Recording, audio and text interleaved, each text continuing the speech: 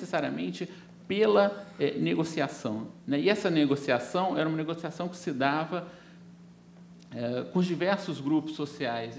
Isso é um elemento importante, né? Quer dizer, se dava, obviamente, com o que nós poderíamos chamar das elites coloniais, né? Dos grupos, das elites locais que estavam presentes nas diversas cidades e sobretudo, na área rural, né, do Brasil, que era um país essencialmente rural.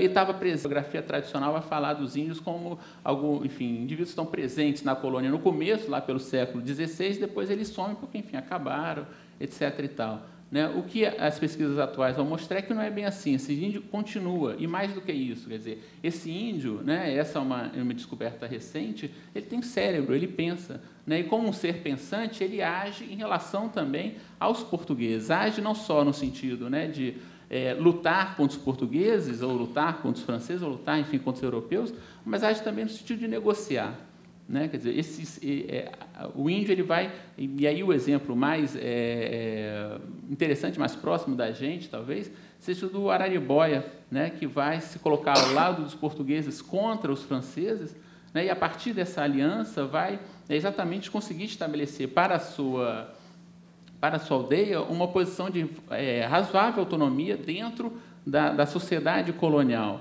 né? É muito interessante porque o Araribóia, no momento em que chega um governador, né, no Rio de Janeiro, com os forros, enfim, com essas populações subalternas, né? E como isso era importante exatamente para que essa escravidão tivesse uma certa estabilidade. É claro que essa negociação não significava submissão, né? Quando eu falo negociação, é negociação, efetivamente, quer dizer, uma negociação fina que se faz entre essas elites e esses grupos. O que os escravos ganham? Os escravos vão ganhar várias coisas, né? Estabilidade familiar, terra para cultivar, enfim, uma série de elementos que eram importantes e que davam para esse escravo uma vida, inclusive a possibilidade de liberdade, né?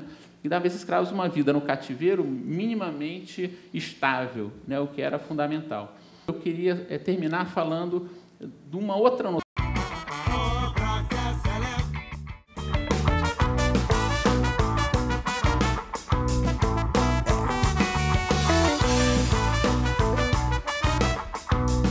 Traz aqui, principalmente, é o desejo de falar sobre a cidade, sobre projetos das instituições.